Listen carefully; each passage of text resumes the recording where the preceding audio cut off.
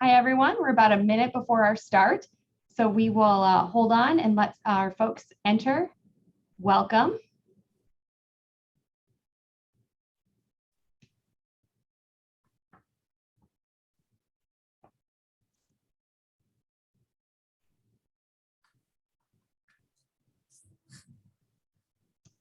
All right.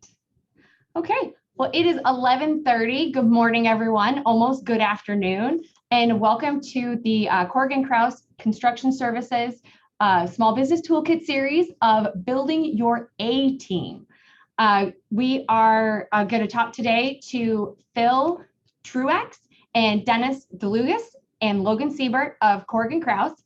And the discussion today is going to be a panel discussion with all three discussing different elements of building your A team.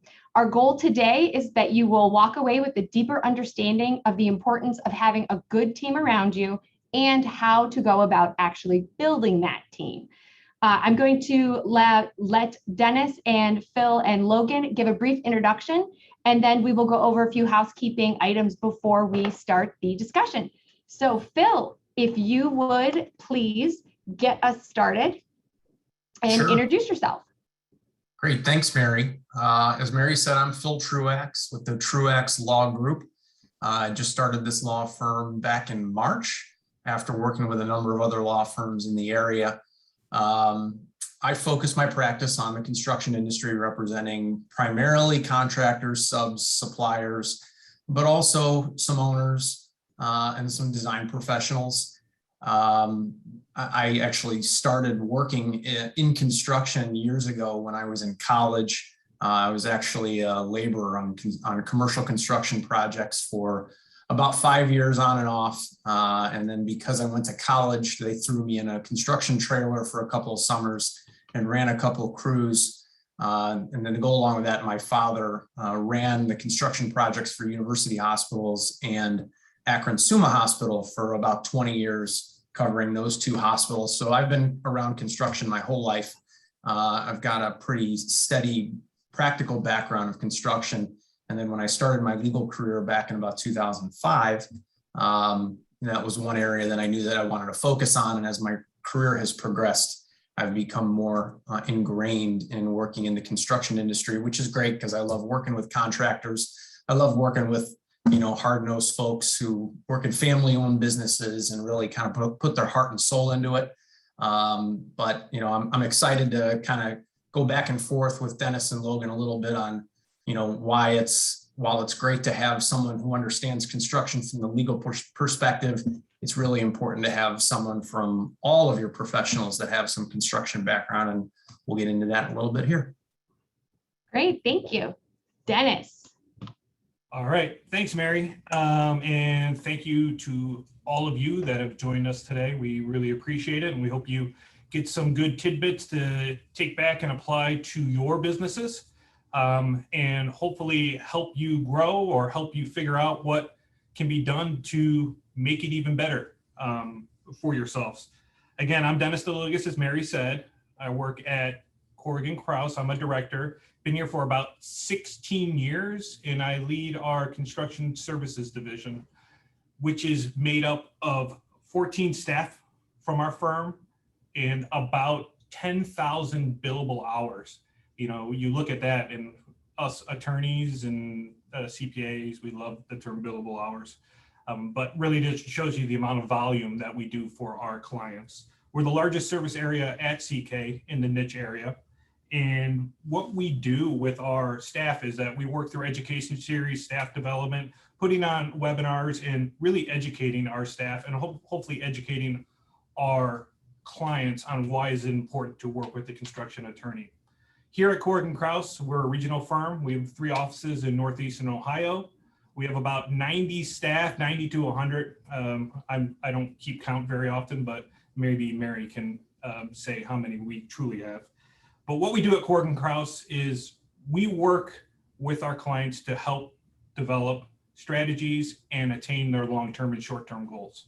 When you look at that and you're like, well, you're an accountant, you just do audits and taxes.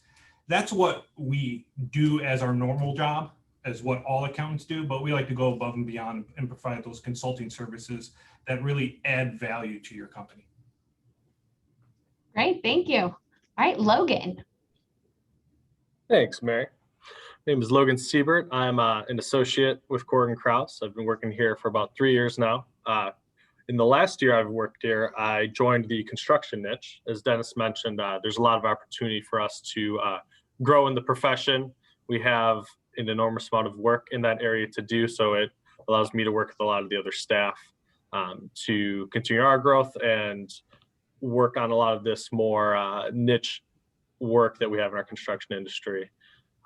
You see a lot more specific examples of work to be done with the construction services outside of a lot of that compliance work that Dennis was talking about, and it gives us an opportunity to work more on the consulting side, hand in hand with our clients. So that's what drew me into the construction niche, and I've been happy to be a part of it since. Great. All right.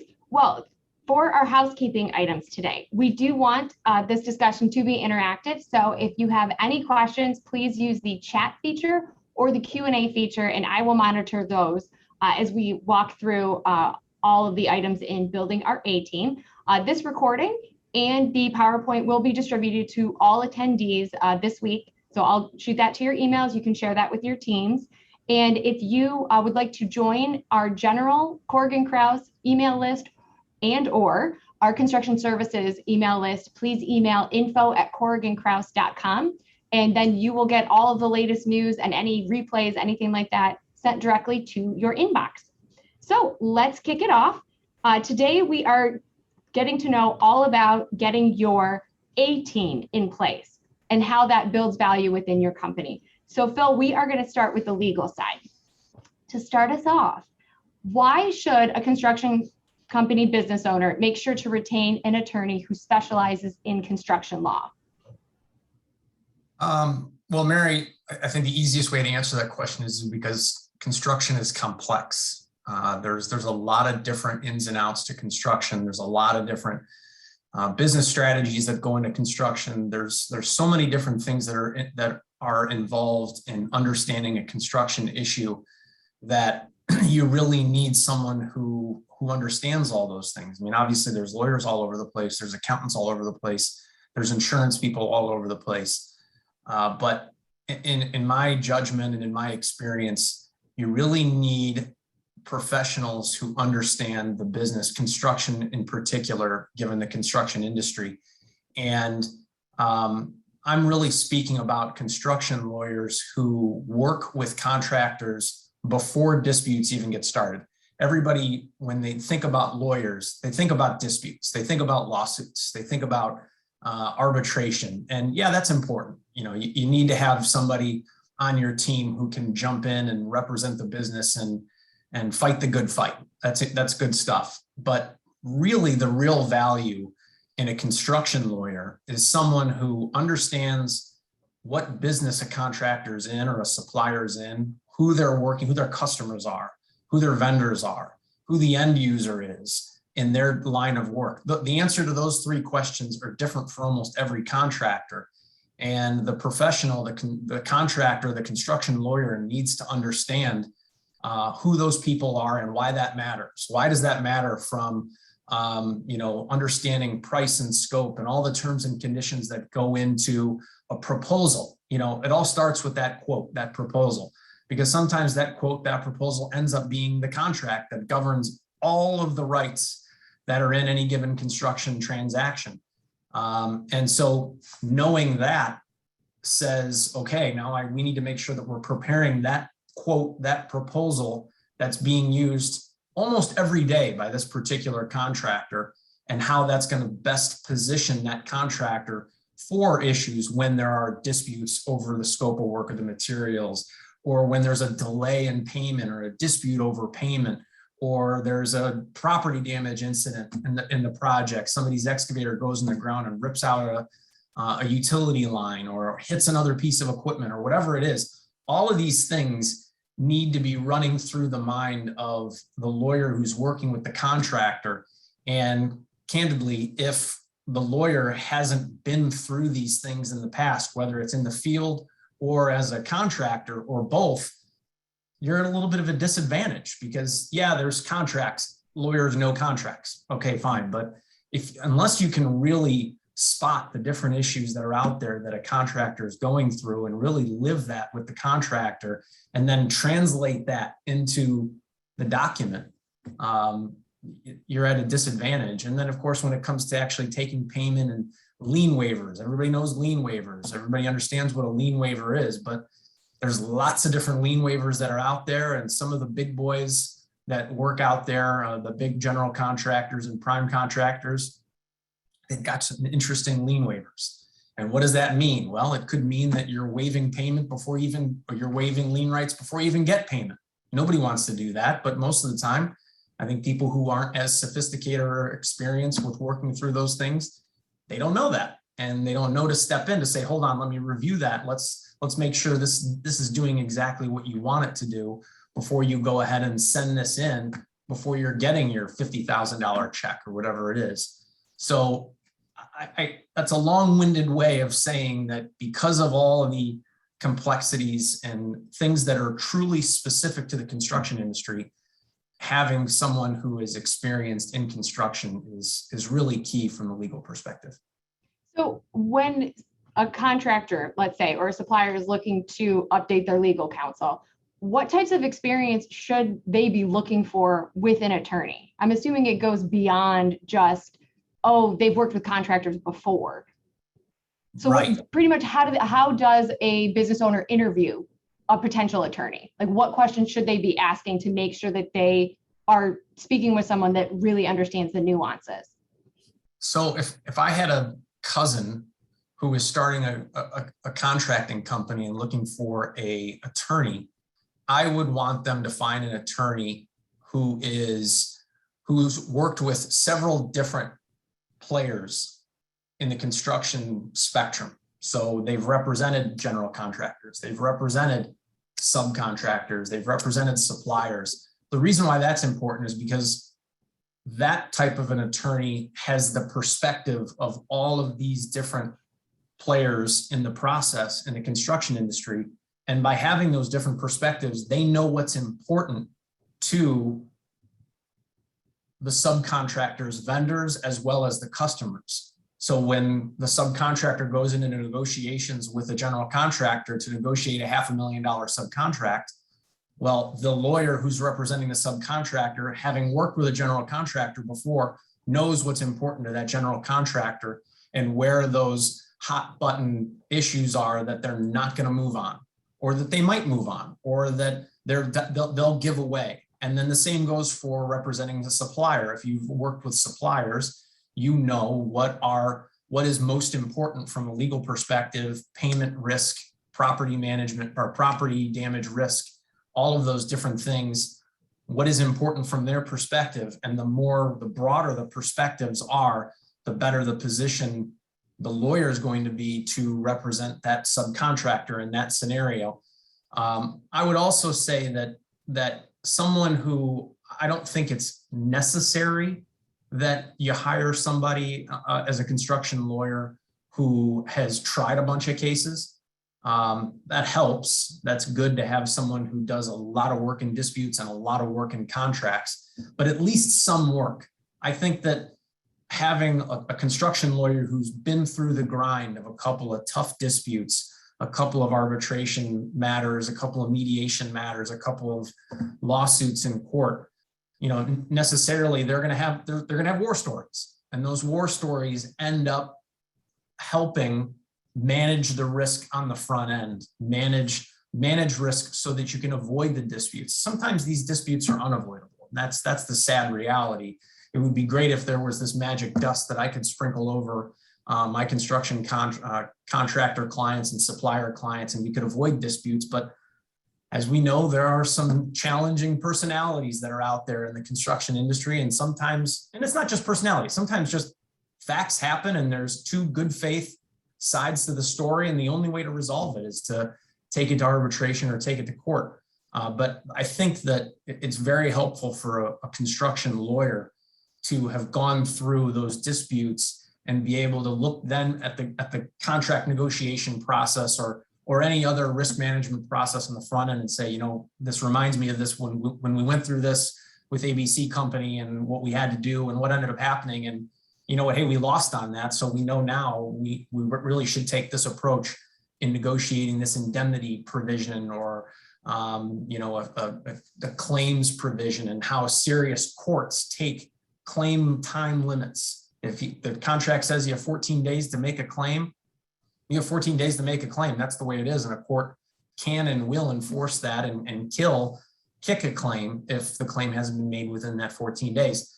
If you don't have a lot of experience in the dispute side, you might not appreciate that. You'll know it because that's what the law is, but maybe you won't appreciate it because you haven't lived it. So I would say those are two, I think, key areas of experience that would be that I would want somebody close to me looking out for if they were hiring a construction lawyer. So do you, based on especially the risk management piece of it, do you recommend that business owners have a construction attorney on retainer? Yes. Okay. What I would say is that the interesting part about that, and I tell a lot of my clients this, is, you know, when I've got somebody, when someone's got me on retainer, that's great because something pops up in a contract negotiation, or there's a dispute about an extras claim or a delay issue in the middle of a project. 8 times out of 10, they can call me. We can have a 10-minute phone conversation.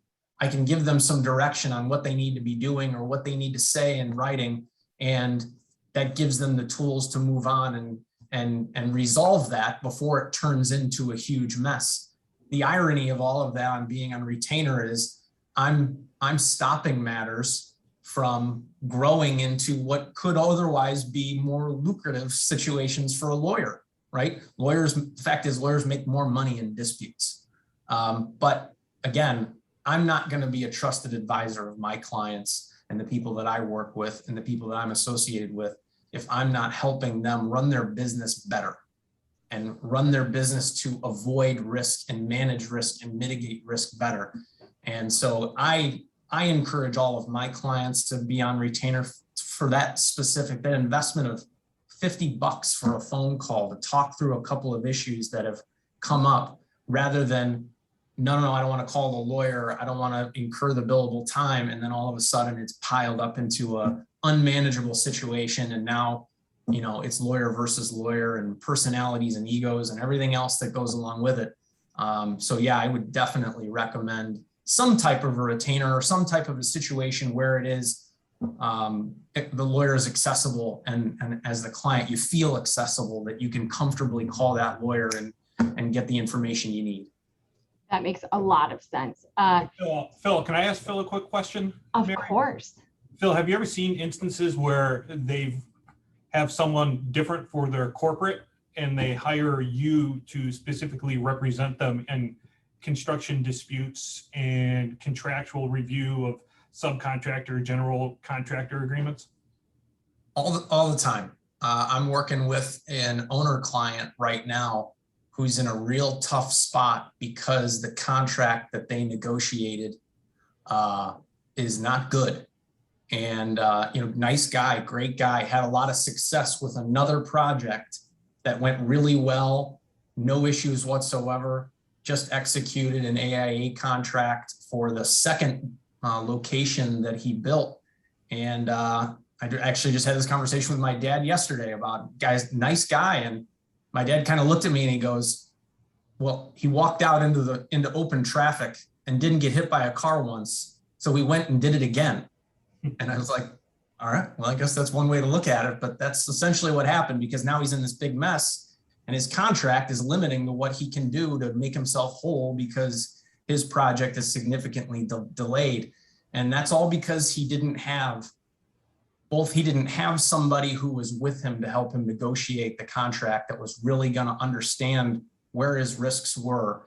And secondly, he didn't think to because, you know, the first one went so well, and he didn't think to himself, I should probably have somebody who's skilled in these types of contracts reviewing that. So yeah, it happens often, and it can open up some problems. That segues into another question we have, which is how can business owners utilize their attorney proactively? So to prevent the issue that just was triggered by what Dennis asked. Yeah, so there's a couple of different things. One is, I think, just steady periodic communication. Keeping in touch with your professionals, your lawyer, your accountant, your insurance folks, your bonding folks about what's going on, about what's the project backlog, what are the prospects for some future work coming up, and understanding what that is, because that kind of conversation can trigger some things for your lawyer to say, if you're bidding on that kind of work, we really need to take another look at your proposal. Or, you've got a project coming up where you're going to hire 20 subs. We really need to look at your lien waivers to make sure that your lien waivers are matching up, because you're going to have an obligation to protect the project from mechanics liens and things like that. So having periodic conversations with your lawyer, and that may mean actually having a meeting, whether that's going to lunch or going out for drinks with whatever it is, whoever. Hopefully you think highly enough and you like being with your lawyer enough that you can spend some time with them in a social situation in addition to a business situation. But even those types of quick hitting conversations that don't really have a purpose, there's not something happening right now that we need to address. Those types of things are really good. And then, anytime that there's any type of project or contract or transaction that's coming up that's a little bit different, that's a little bit different from what we've done in the past. We're a sub and we do a ton of flat work, and we're good at flat work and curbs, and this is what we do. And then all of a sudden there's a whole new project that's not completely different from the type of concrete work that we've done in the past, but this isn't exactly flat work and curb work. This is a little bit different. This is a little bit more detailed. This brings up some new risks that we haven't seen before. Those types of instances are a great opportunity to pull your lawyer in to say, all right, or a new big customer is another one too. We're working with a new customer. We've never worked with this GC before or this sub before. Phil, what do you know about them, if anything? And if you do, what do you recommend that we do? And we have this new project, these new scopes of work that we've done it before, but we don't do it all the time. So, just wanted to run this by you to see if there's anything that you think we need to be watching out for. Those are a couple of things that are a really good idea that should trigger a responsible contractor to say, all right, let me pick up the phone real quick and call this guy. Pick up the phone and bare minimum go to happy hour with Mr. Phil. There you go. Are there any common mistakes that you see often popping up that folks will make that you can help, you being the construction attorney, can help prevent maybe in the future, aside from, writing contracts poorly? Yeah.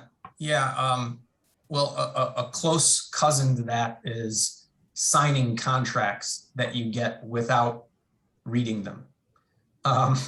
That happens a lot. And maybe to go a little bit less severe than not reading them is reading them and thinking, we can't make any movement on these terms. So we'll just take our what sandwich and sign the contract and go to work. And that's, a lot of people think that way. And especially if you deal with some big GCs who have a lot of leverage.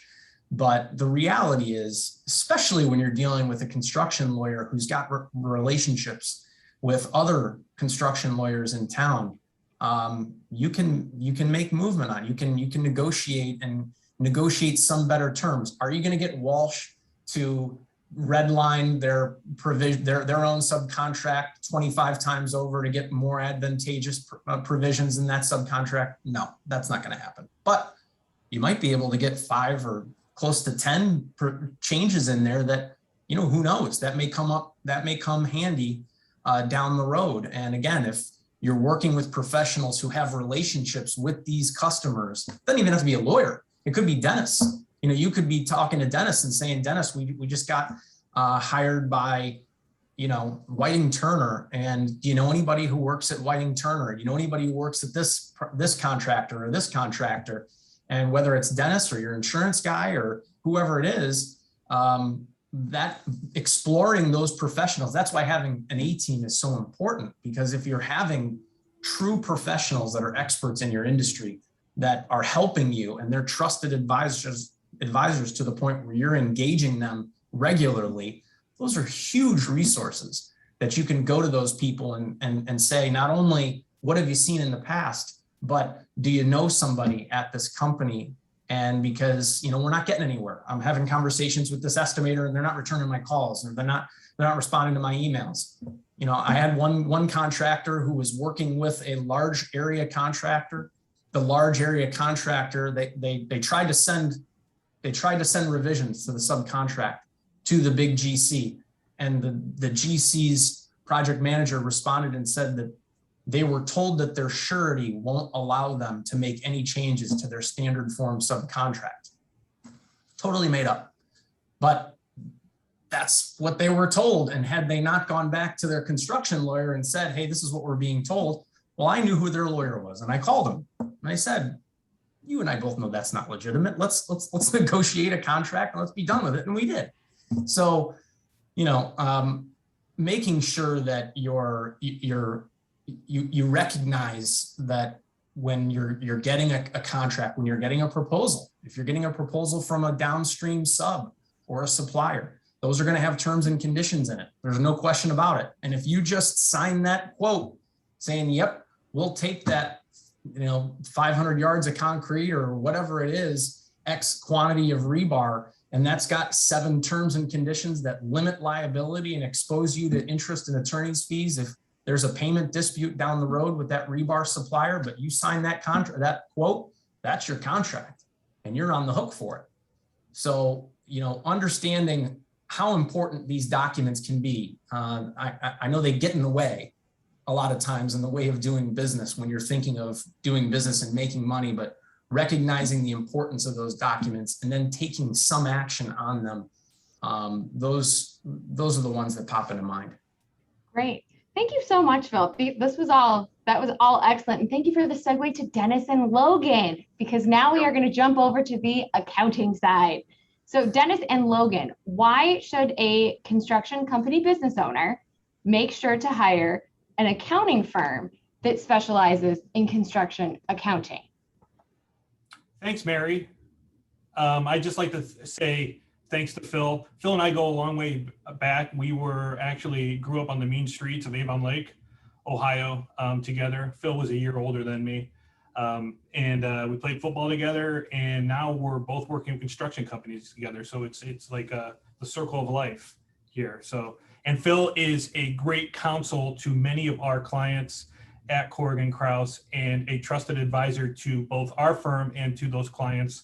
And I trust him implicitly, which I think the biggest thing when you get into this industry and working with professionals is trust and developing that trust.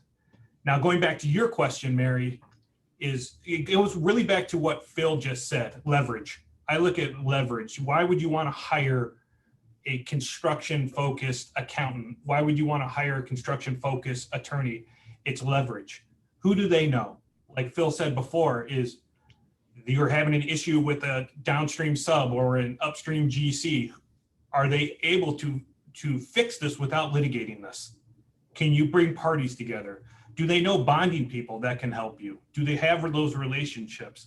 Do they know banks that can help you finance construction contractors? Because some of the banks do not like construction contractors, but do they have relationships that can help develop the leverage that you need within the business? The world of accounting and what we do is not much different from accounting firm to accounting firm, but it's really what you can bring to the table that's outside of the accounting world and develop that leverage for your clients and working with them to making sure that they understand, yeah, I can help you with that. If Phil knows someone at Whiting Turner, like he said before, yes, I can help you with this. These are the types of things that you need to bring up with me when we meet. And like Phil said, you got to spend time, you got to drink beers, or Phil's a White Claw guy, but if you've got to spend the time with those types of people to learn about their business. They're very refreshing. Yes. This is not sponsored by White Claw. I just want to be very clear on that. Well, so from your perspective, Logan, in your time with the construction specialty team, what have you learned going from kind of that general background to something much more specific? Hey, Mary, thanks for the question. Accounting and construction really is different from a lot of the other compliance work that I work on in the tax department. It requires a little bit of a closer relationship with the client and our assurance teams. What I've learned so far is that there are a lot of moving parts throughout the year that we want to make sure that our team members are aware of. That way we can advise our clients on it. Some of those we'll be talking about a little later are the compliance with some of the payroll filings or the annual filings that are required by these construction clients, particularly ones with higher gross numbers. So it's important that we are trained often, which Dennis leads a lot of trainings for us and the other staff involved in our construction niche. And that allows us to have the education that we need outside and specialize in the construction clients that we work on. Great. That segues really nicely into what type of experience should a business owner be looking for in a construction accounting team. And I think you both touched really nicely on that. So what are the common mistakes that you guys see coming in the door year after year that business owners maybe make before they're really established with our firm and the construction team? When a lot of times when you get that first client and you ask them to look at their financial statements and tax returns, a lot of times I look at just the financial statements and see who prepared the financial statements. There are a lot of good CPA firms in the Cleveland area. And so you kind of know that if you see a client that's had their financial statements prepared by one of these CPA firms, I'm not going to name the names, because Corrigan Krause is the only one we're talking about currently. You kind of can understand that they've invested their time in developing a relationship with a good CPA firm. Now, not all CPA firms are the same in regards to how they prepare financial statements or how they work with the business owners. But most importantly, when you go through, you just look at them and you discuss those financials or tax returns. When I see a lot of things with our clients that we get from other CPA firms is the knowledge. They're doing great work, but they're not sharing what they're doing with the client. It's kind of like, you're trying to teach someone how to play a sport, but you're not giving them the tools after you've taught them to make sure that they understand what to do. And so we see a lot where we're just sitting down with the financial statements from another CPA firm or sitting down with the tax returns with another CPA firm and go, hey, do you know what this means? Do you know what this tells me? Do you know why your tax return's this way? Do you know that there's a possibility that you could flip because you're on cash basis for your tax return and you're on accrual basis for your financial statement? So you could see a flip next year and not make any money on the accrual basis and make a ton of money on the cash basis. It's really the understanding of not just preparing the items, but sharing what you learned and sharing what they paid you to do to consult and help them make them be better business owners. So especially with year-end kind of on hopefully year-end tax kind of tidying up on business owners' minds, what can different business owners do to help their accountant team get them in the best place they can possibly be come January 1? Sure, I'll take this one, Mary. I think the biggest thing that business owners can do with their accountants are understanding what is on that request list come year end. Now, a lot of our clients, we have access to a lot of the systems that we need to pull that information. So if that is available, that's something we want to establish well before tax season. So we can go and get the documents we need, and then that shortens that request list. But as Dennis mentioned a minute ago, informing the client of what you need and why you need it, right? So if they are aware of what we need to prepare their compliance work come year end, they will either have it together already or will know where to look when it comes time. And Mary, if I can add a little bit onto there, is that, you know, clients got to understand that any dollars that they spend with either Corrigan Krause or with Truax Law Group, you got to consider that in an investment into your business. You know, how much money are you willing to invest into your business? Because there is a return on investment that you spend with us and that you spend with Phil. And hopefully that's a knowledge transfer. Hopefully that's a better financial outlook. And hopefully that's a minimization of your taxes. So we have to make sure that when we want to get this information, that they understand what does that information look like. So like Logan said, the request list. We have to make sure that they have the staff in place to prepare these work in process schedules, because that's the biggest change. That's the biggest difference between the normal accounting world and the construction world, is that we really present things on a job by job basis. And if you don't know how to account that way, or you don't have the people in there to do it, you are at a disadvantage. You can't move as fast. You can't, when there's a claim and Phil needs information, you can't provide it to him as fast. So our goal with our clients is, how do we get you to be more agile and mobile? How do we get that? And that's an investment. You know, we have a wing at our firm called DMS that could come out and straighten you up and get you on the straight and narrow. We could help you recruit and find a person in there that can get your accounting up to speed, because you really don't want to be paying your CPA to do bookkeeping. You want a bookkeeper to do bookkeeping. And we can help with that because we have the resources and we also have the team to be able to develop those types of strategies for your client or if you're for your business. Phil, did you want to jump in? I just wanted to use the raise hand function to see if it worked. But yes, I do have something to add. And real quick, that just kind of goes back into what Dennis mentioned earlier about your trust with these advisors. The more that you have trusting relationships and likable relationships with your professionals, the more likely it is that you're going to be prepared, because you value these people's input in your business. You value whether it's think of it like a coaching relationship, think of it like an advisory relationship, whatever it is.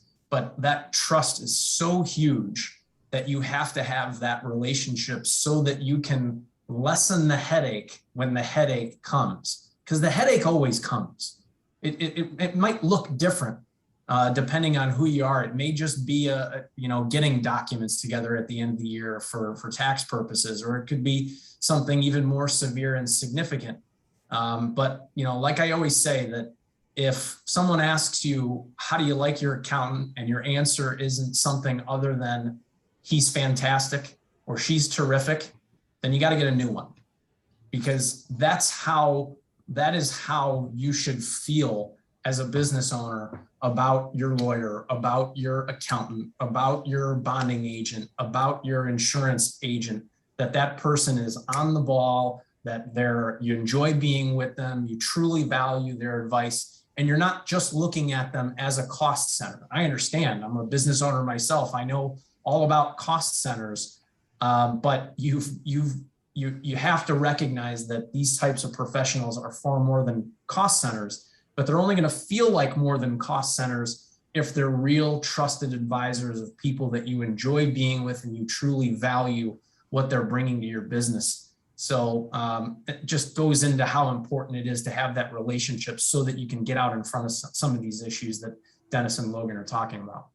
That's a great question for all three of you. So how, from both perspectives, how do you work to build that relationship with a client? And then how can that client kind of meet you halfway so that you can have that trusted relationship, so that there's, white claws on the patio sometimes?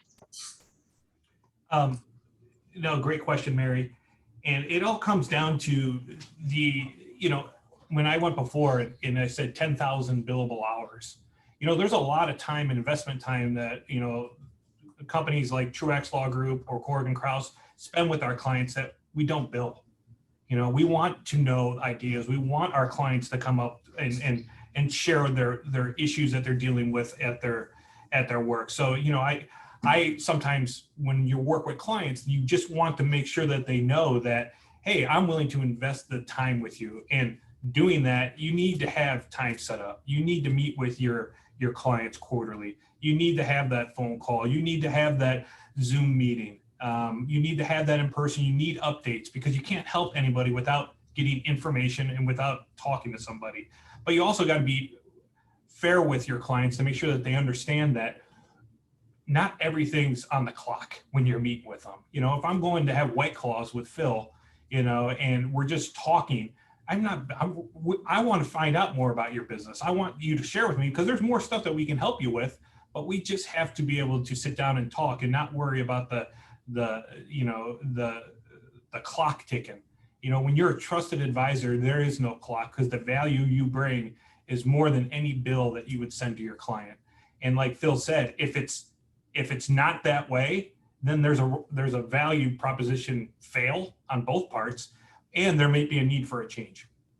You guys keep talking about White Claws. You're going to get me beat up by one of these people that are on this call. But going back to what you were talking about, Mary, I think it's also important that if your professional's not already doing it, if your lawyer, your accountant's not already doing it, making sure that they know who, you know, if you're talking to me, making sure I know who your CPA is, making sure I know who your bonding agent is. I do that anyway. I ask those questions and then I reach out to folks to let them know that I'm involved and to ask a few more questions.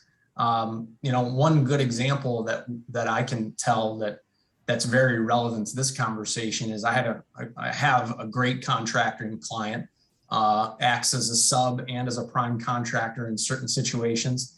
And for years, it was clear to me that they were missing something from an accounting perspective.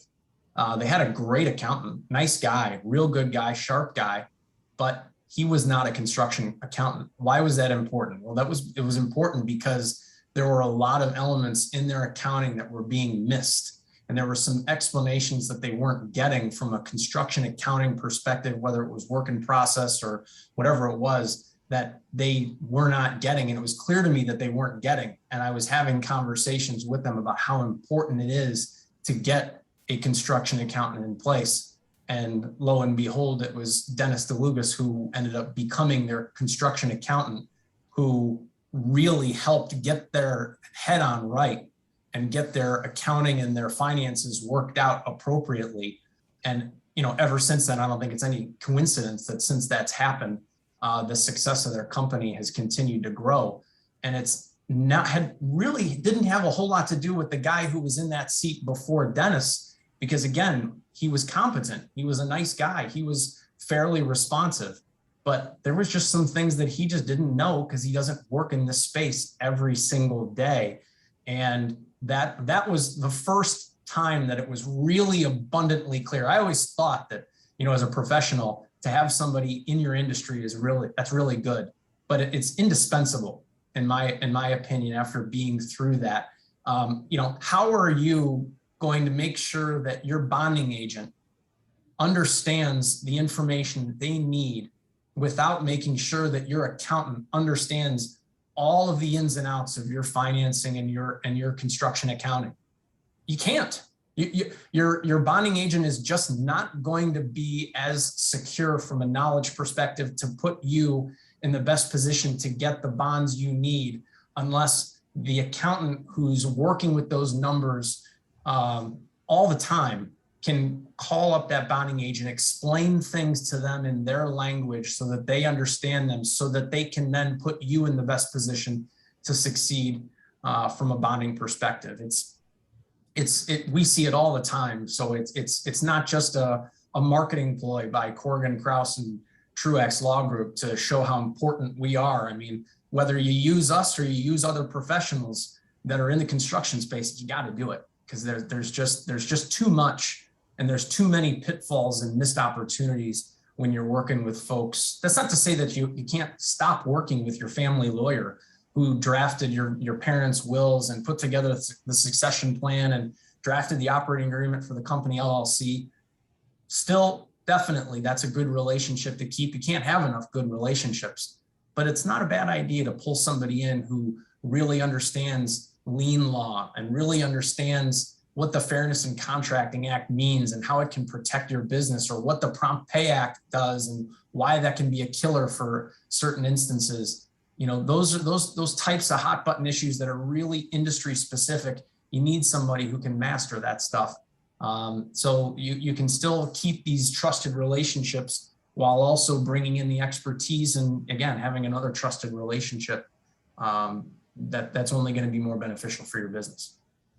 That's great. Logan, can you share how clients can help build the relationship between professional and client?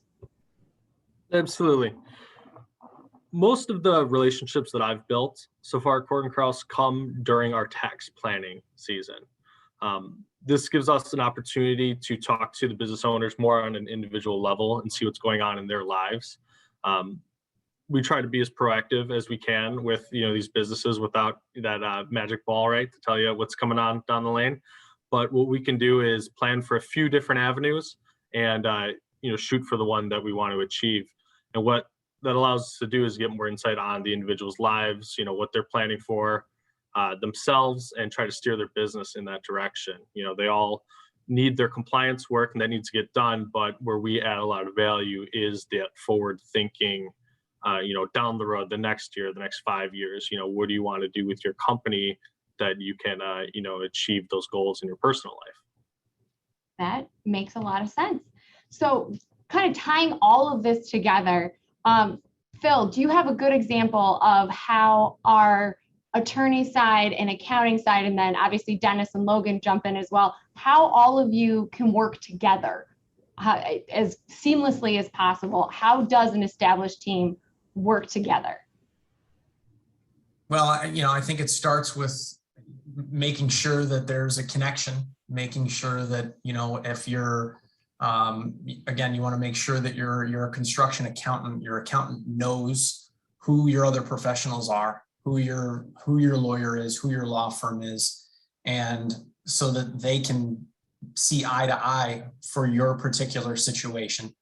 And then there are certain situations, whether it's, managing risk on the front end for contracting side, or things that are happening during the project that are important for the two professionals to see eye to eye. I know Dennis put on a seminar not too long ago that was really focused, or had a lot of focus on the claims process, and understanding really when a contractor feels as though that they've performed above and beyond what the contract requires at the direction of their customer, and they've incurred more cost. And what does that mean from a contracting perspective? That's a very good example of when it's important for your CPA and your construction lawyer to have conversations and understand, what goes into, what were the losses, what were the costs, how can those be established, how were those documented, how can they be better documented in the future? Yeah, we're going to work with what we have now, but now to be better prepared going forward. What are some things that we need to be looking out for? Not because somebody missed something, just because that just like everything else, life's a compilation of experiences. You see that and you're like, well, okay, well, we didn't think about that last time. Let's make sure that we document this better, or we keep this better organized next time. And bonding is another good example. When you're negotiating a contract, a subcontract, and the contract requires bonds. Okay, well, we know, can we get that bond?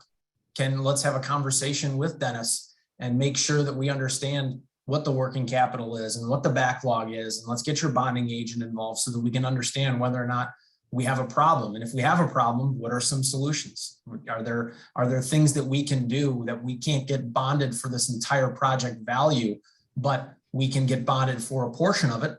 And can we negotiate another set of terms and conditions that allows this GC who wants to hire us for this project? Can we find another way? And utilizing those three professionals as an example, to put the contractor in the best position to get that project. That situation has happened specifically because the contractor was so good at the discipline, the scope of work that they were hired to do, but they at that particular time in their company's history, they couldn't get the necessary bonding. But there was a solution that we could provide.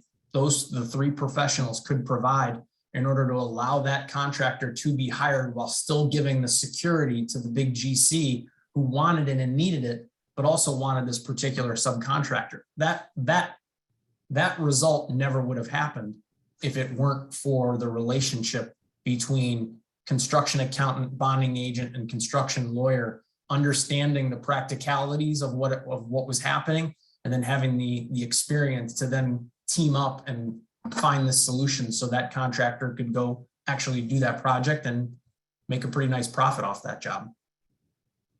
You know what I see, Mary, on this, and going to both of those bullet points on this slide, is that I would love to see clients do more as working together with all their professionals, all their consultants. They work together, at least on the the larger clients that want to really grow their business, or really want to know more about their business, or get ideas from their consultants, to have kind of that semi-annual or once a year kind of retreat focus where they have their attorney, have their CPA, have their bonding agent, have their insurance person there. And we kind of go over the aspects of, they tell us where the business is going. And then we kind of talk in regards to what we see from being a service provider.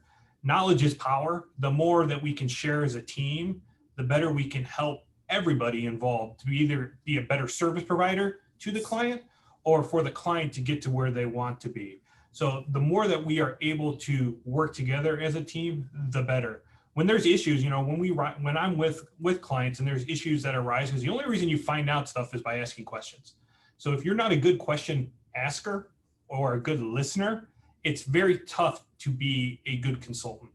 So if you're not, you got to learn how to ask the right questions to figure out where their pain points are. And a lot of them go around specific issues that Phil knows how to address. I don't know how to address. I just know the key words. I hear claims and I think of Phil Truax. I hear claims, I think of Phil Truax. So, when I hear disputes, I think of Phil. And I trust that he will do a good job for the client. And so it really makes me feel good to have the ability to know someone that specializes in this area to be able to help our clients. But it comes down to it. I love to see clients get more involved on a strategic planning with their professionals, and also sharing with everybody on the team where this business is going, because we can help even more be proactive with a lot of what we do with our clients if everybody's on the same page and knows where they want to go. That makes a lot of sense. Logan, how are you helping to work as an established A team? I think an item that we work on really well is touching base often with our clients. A lot of our business owners, as I'm sure a lot of you watching would understand, are very busy. They have a lot of moving parts, and they would like to share every detail of it with us. But that's not always the first priority of theirs. Although it is really important and they should share it with us, something that we can do as part of their A team is work as a network in asking those questions. A lot of times, as Dennis mentioned, they don't necessarily know what's wrong until we kind of ask the right question to have it brought up. And even if we don't know the answer to it, that's where we could reach out to someone else in their network, whether it be Phil or anyone that consults them that are part of the whole network, can answer the questions for them. But it is our responsibility to help our clients dig up those questions as well. Got it. Well, in the final moments of our discussion, I really want to thank Phil and Dennis and Logan for joining us today. Do you guys have anything else you'd like to add that we have not touched on that you feel like is really important? No, I don't know that there's anything more that I think we need to cover from my perspective. I think we've covered everything. The takeaway is just to really recognize the value that your professionals bring to your business, and to make sure not only that you have the right people on board, but that you recognize the kind of value that you can get by being proactive, by involving your professionals in early on a lot of these things, and through your planning process and your growth strategies.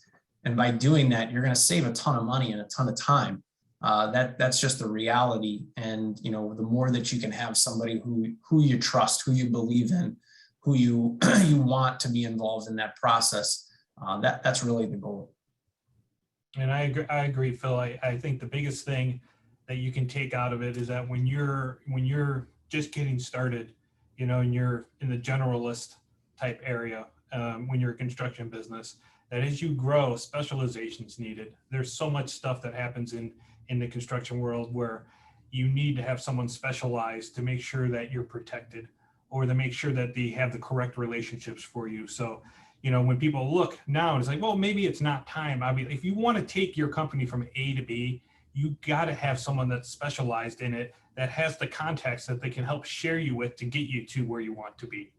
It may not only be the smarts that Phil has, that I try to steal from him every once in a while, but it's also the contacts of how to get there, because he's been with big companies that have done it before.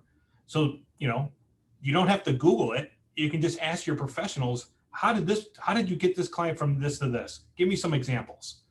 Leverage the people that you have in your contacts. And if you're not able to, that may mean that you've outgrown that relationship and you need to start looking for a new relationship.